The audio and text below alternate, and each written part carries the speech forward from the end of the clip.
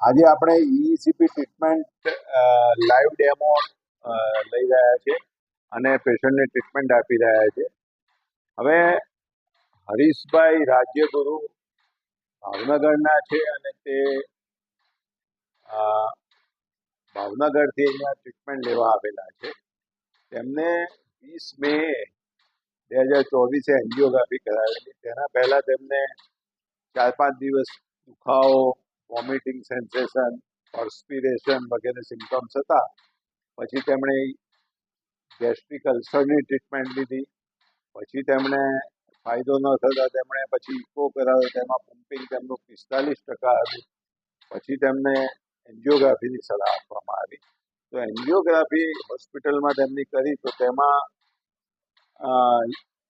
LMCA distal ભાગમાં તેમને 60% જેવો બ્લોકેજ દેખાડ્યું અને LADમાં 80% 3 બ્લોકેજ તેમજ LCXમાં ઓબ્ચ્યુરેટર માર્જિનલ બ્રાન્ચમાં બંને બ્રાન્ચમાં 80% બ્લોકેજ અને RCA રાઇટ કોરોનરી આર્ટરીમાં પણ 80% બ્લોકેજ દેખાડ્યા. ટ્રિપલ વેસલ ડિસીઝ તેમને બતાવવામાં આવ્યું with LMCA legion.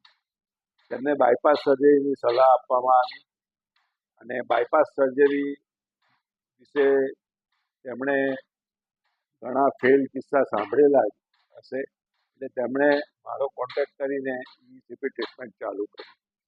ECP ટ્રીટમેન્ટમાં US FDA અને all over world FDA guidelines એવી છે કે મંડે ટુ ફ્રાઈડે રોજ 1 કલાક તમારે ટ્રીટમેન્ટ લેવાની હોય છે અને તે 7 વીક સુધી, એટલે 7 અઠવાડિયા મંડે ટુ ફ્રાઈડે 1 કલાક આવી પછી તમારે જતા રહેવા.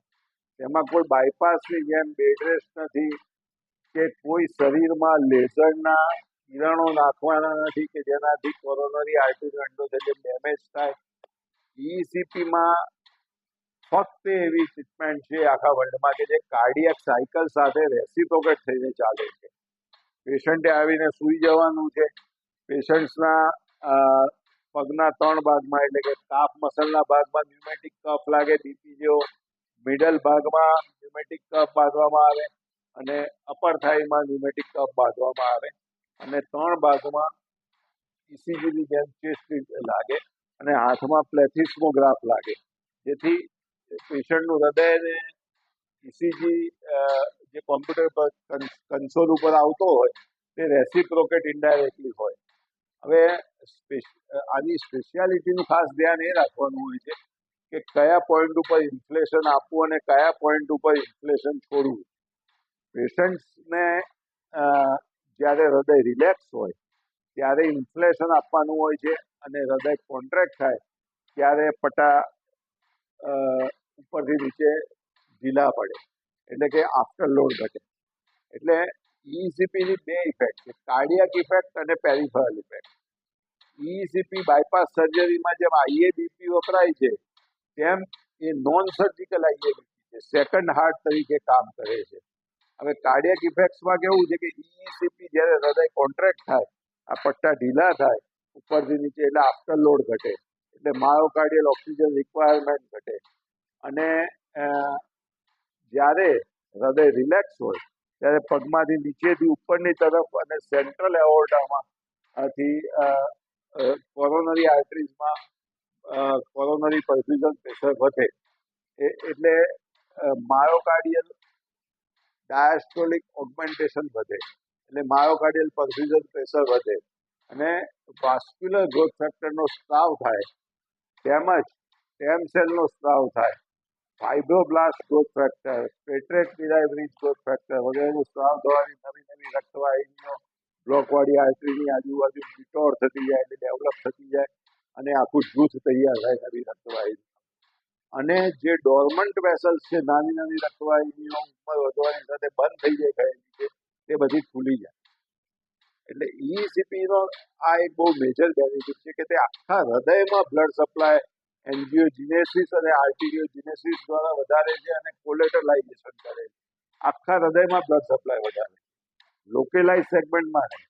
બીજું, ઈસીપીમાં કોઈ ઇન્જેક્શન નથી કે કોઈ લેઝરના કિરણો પર હાર્ટ ઉપર નાખવાના નથી કે જેથી હાર્ટનું એન્ડોથેલિયમ કોરોનરી આર્ટરીનું ડેમેજ થાય કે સેલ એધેશન થાય કે સેલ ડેમેજ થાય એવું કંઈ જ નથી.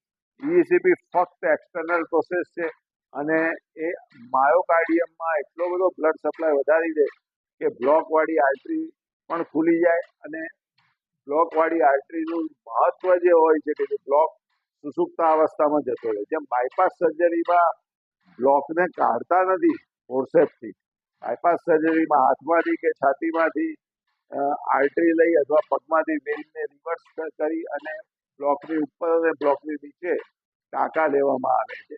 બ્લોક તો ત્યાંનો ત્યાં જ હોય છે એટલે સુસુપ્ત અવસ્થામાં એ જતો રહે. પણ બાયપાસ સર્જરી અને સ્ટેન્ટિંગમાં તકલીફ એ ત્યાં છે કે ત્યાં ઇસ્કેમિક રિવાસ્ક્યુલરાઇઝેશન પરફ્યુઝન ઇન્જરી થતી હોય છે. જ્યારે ECP નો બેનિફિટ એ છે કે જે બ્લડ ફ્લો વધે છે તે ઇનડાયરેક્ટલી સેન્ટ્રલ એઓર્ટામાંથી બ્લડ જાય છે હૃદયમાં, એટલે ડાયરેક્ટ પરફ્યુઝન વધતું નથી, એટલે ઇસ્કેમિક રિપરફ્યુઝન ઇન્જરી નથી થતી. એટલે પેશન્ટ્સનો આફ્ટરલોડ ઘટવાથી અને ડાયાસ્ટોલિક ઓગમેન્ટેશન થવાથી તેમજ જેનું પમ્પિંગ નોર્મલ છે એવા પેશન્ટ્સને વેનસ મોડ ઉપર રાખવાથી વેનસ રિટર્ન પણ વધે છે, કાર્ડિયાક આઉટપુટ અને કાર્ડિયાક ઇન્ડેક્સ પણ વધે છે. પરંતુ જેનું પમ્પિંગ ઓછું છે તેના માટેના પ્રોટોકોલ અલગ હોય છે. માટે ટ્રેન ડોક્ટર પાસે ECP લેવી જોઈએ.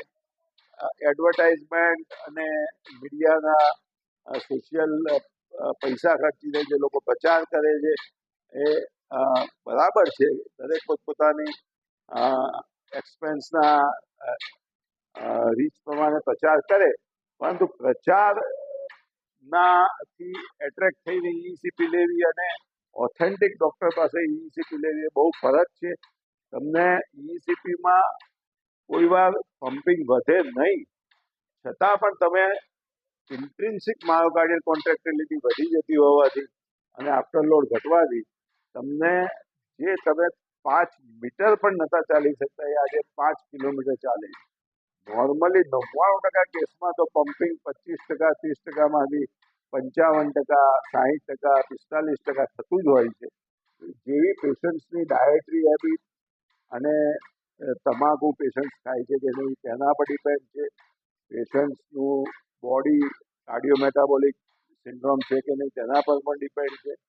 વોલ્યુમ ઓવરલોડ છે કે નહીં તેના પર ડિપેન્ડ છે ECPનું રિઝલ્ટ.